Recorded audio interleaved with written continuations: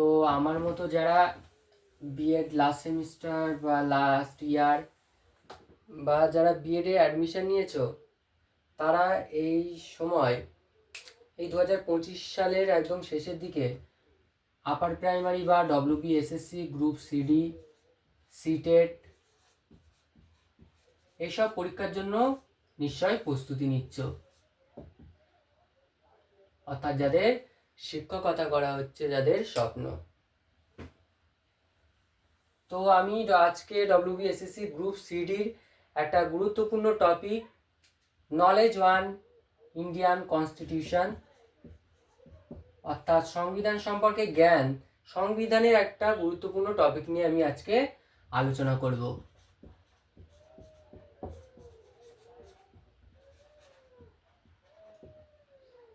গণপরিষদ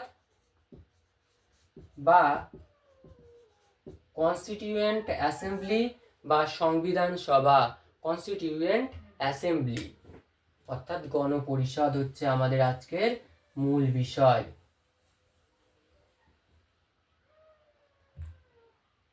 তাহলে গণপরিষদ কথাটির ধারণা কে দিয়েছিল সেটা আমাদের প্রথমে জানতে হবে। কে দিয়েছিলেন? মানবেন্দ্রনাথ রায়।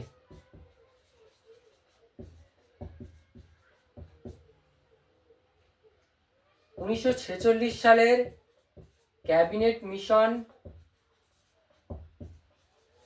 পরিকল্পনায় গণপরিষদ গঠনের প্রস্তাব রাখা হয়। আর এই গণপরিষদ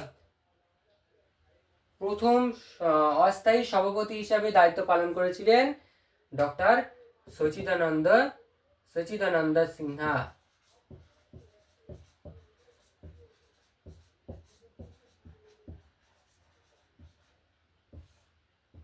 অস্থায়ী সভাপতি। প্রথম স্থায়ী সভাপতি ছিলেন doctor Rajendra Prasad.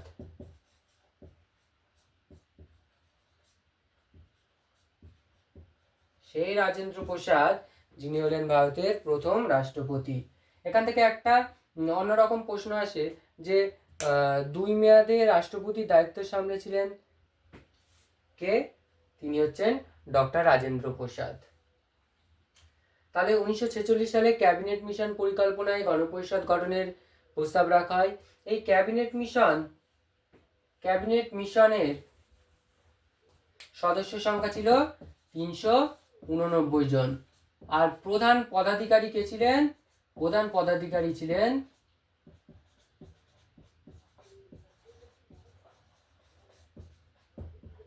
Sir Pethick Lawrence.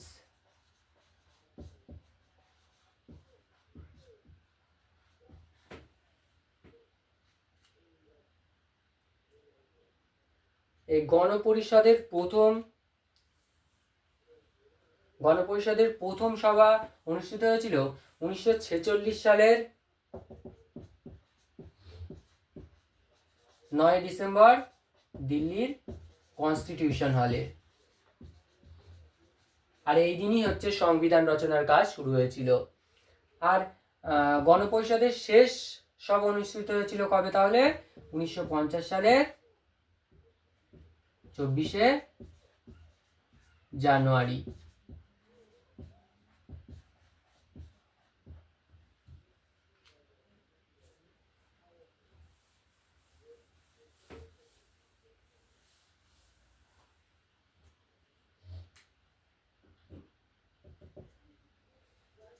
উনিশশো সালে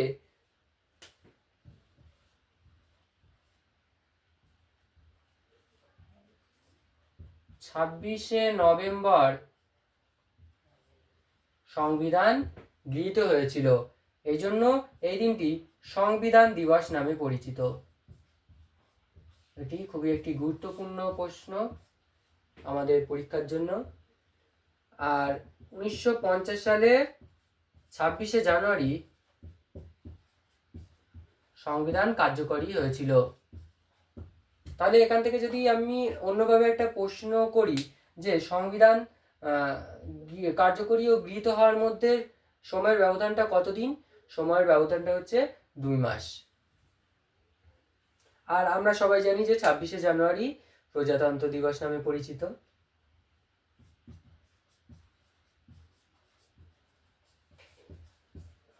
তাহলে সংবিধান তৈরি করতে কত সময় লেগেছিল?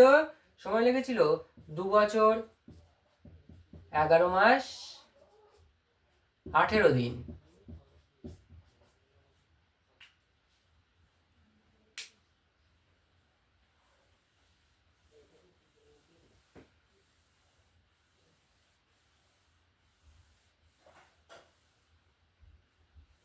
তাহলে আমরা আর একটা নতুন বিষয় সম্পর্কে জানবো, সেটা হচ্ছে ড্রাফটিং কমিটি বা খসড়া কমিটি। আমরা এই সময়ে এসে কিছু গুরুত্বপূর্ণ প্রশ্ন এবং উত্তর নিয়ে আমরা আলোচনা করব। খসড়া কমিটির চেয়ারম্যান ছিলেন কে? Doctor B.R.. আম্বেদকর।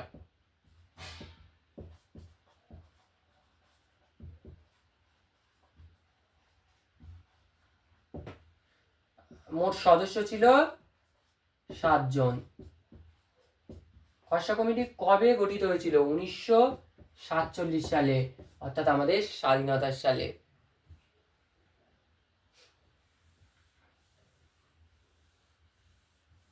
আরেকটা বেশ গুরুত্বপূর্ণ প্রশ্ন, যে গণপরিষদের প্রতীক চিহ্নে কোন প্রাণীর ছবি থাকে বা ছিল? কোন প্রাণীর ছবি ছিল? হাতি।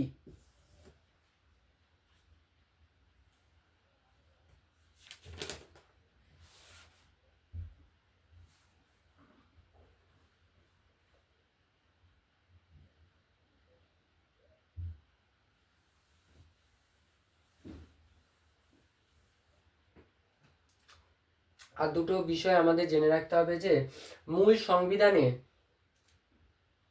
395টি আর্টিকেল,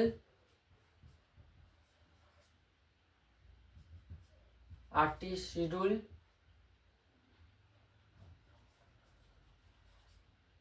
ও 22টি পার্ট ছিল, এবং বর্তমানে সংবিধানে 448টি আর্টিকেল, 12টি শিডিউল এবং 25টি পার্টে বিভক্ত।